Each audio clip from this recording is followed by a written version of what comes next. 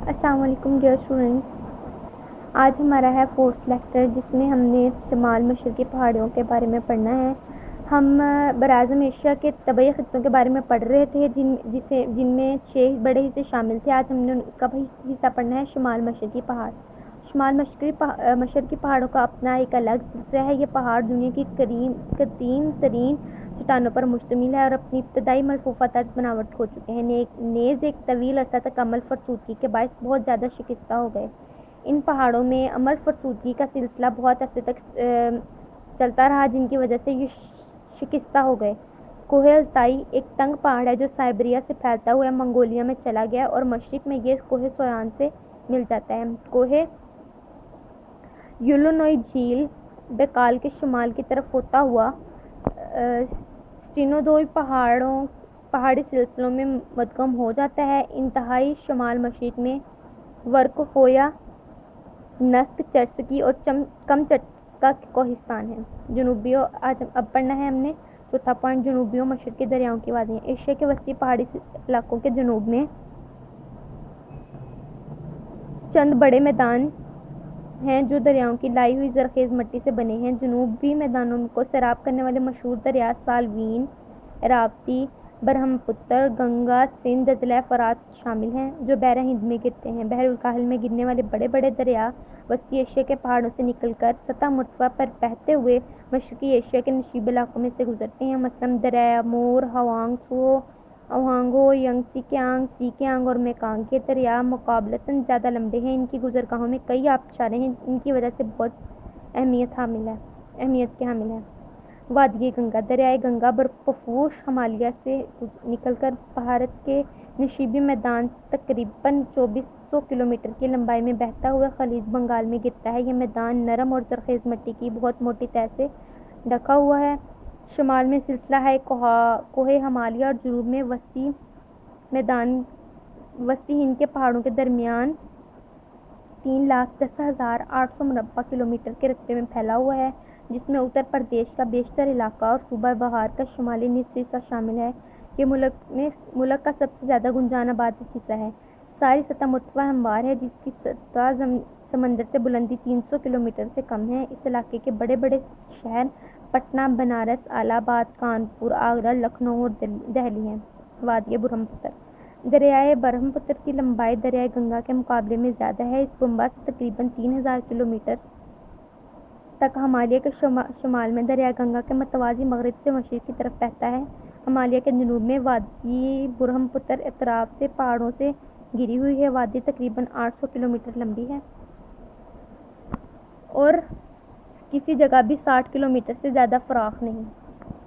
80 kilometre اور کسی بھی جگہ 80 کلومیٹر سے زیادہ فراخ نہیں۔ گویا جنوب مشرق ایشیا میں یہ وادی سب سے زیادہ تنگ ہے۔ وادی سندھ، برصغیر کا مغربی حصہ وادی سندھ پر مشتمل ہے جو شمال میں کوہستان نمک، کوہ شوالک اور بحر ہند کے درمیان واقع ہے۔ میدان سندھ کا بیشتر حصہ نرم اور زرخیز مٹی کی تہہ سے ڈھکا ہوا ہے، لیکن جنوب مشرقی حصہ تھر کا ریگستان ہے جو دراصل عمل فرسودگی اور ہوا کے عمل سے وجود میں آیا۔ دریائے سندھ کے معاون کوہ ہمالیہ کے دامن میں تقریباً 650 مربع کلومیٹر کی وسعت میں پھیلا ہوا ہے۔ میدان سندھ کا رقبہ 3,62,600 کلومیٹر ہے۔ اس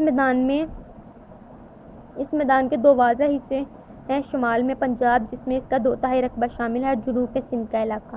پنجاب کے دریاؤں کے درمیانی علاقوں یعنی 2 جگہوں میں نہروں کے ذریعے دو آبوں میں نہروں کے ذریعے آبپاشی کا نظام دنیا میں بہترین مانا گیا۔ زرعی اعتبار سے پنجاب اور سندھ خاص اہمیت رکھتے ہیں اور پاکستان کے اناج کا گودام گردانے جاتے ہیں۔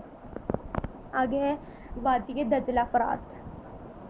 آگے ہم وادیاں پڑھ رہے ہیں۔ آگے ہے وادی دجلہ فرات۔ یہ مشرقی وسطیٰ میں عظیم ترین دریائی میدان ہے جس کی زمین ہموار اور زرخیز ہے۔ اسے میسوپوٹیمیا بھی کہا جاتا ہے۔ Mesopotamia land between two rivers, 2 دریاؤں کے درمیان واقع علاقہ یعنی دجلہ فرات کا درمیانی علاقہ۔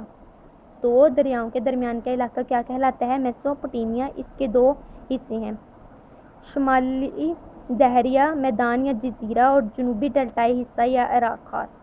شمالی کے حصے میں میسوپوٹیمیا کے بیشتر حصے کے علاوہ 2 علاقے بھی شامل ہیں جو دریائے دجلہ کردستانی دامن کے درمیان ہیں۔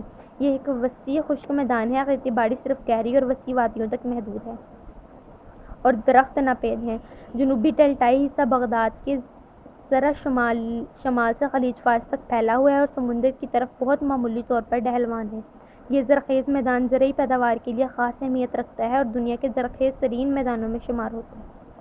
آگے ہم نے اس کا 5واں حصہ پڑھنا ہے۔ جنوب سطوح مرتفع۔ براعظم ایشیا کے جنوبی حصے میں 3 بڑے پلیٹو سطوح مرتفع ہیں جو جزیرہ نما کی صورت میں جنوب کی طرف نکل گئی ہے۔ سطح مرتفع عرب، سطح مرتفع دکن، یونان و چین اور برما کی شان ریاستیں۔ پہلے ہم نے پڑھنا ہے سطح مرتفع عرب۔ جزیرہ نما عرب ایک وسیع پلیٹو ہے جس کا بلند کنارہ بحیرہ قلزم کے ساتھ ساتھ واقع ہے۔ سعودی عرب کا یہ مغربی حصہ کوہستانی جو حجاز کہلاتا ہے۔ کیا کہلاتا ہے؟ حجاز کہلاتا ہے۔ یہاں سے سطح مشرق کی طرف بدتریج ڈھلوان ہے اور ہلکی ہلکی ڈھلوان خلیج فارس تک چلی گئی ہے۔ مغربی پہاڑ شمال میں تقریباً 900 میٹر بلند ہیں اور جنوب کی طرف یمن میں ان کی بلندی تقریباً 3600 میٹر تک پہنچ گئی ہے۔ جنوب مغرب میں یمن اور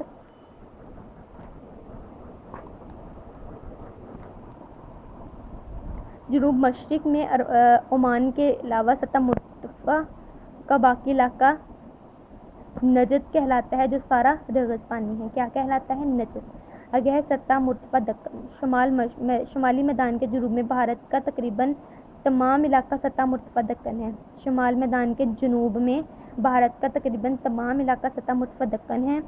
اس کی سطح زیادہ تر ناہموار ہے۔ سطح مرتفع کی مشرقی اور مغربی دونوں کناروں سے بازوئے کوہ اس کی سطح زیادہ تر بازوئے کوہ کی طرف کھڑے ہیں۔ ان کا مغربی کنارہ زیادہ بلند ہے جن کی سطح سمندر سے بلندی تقریباً 800 میٹر ہے۔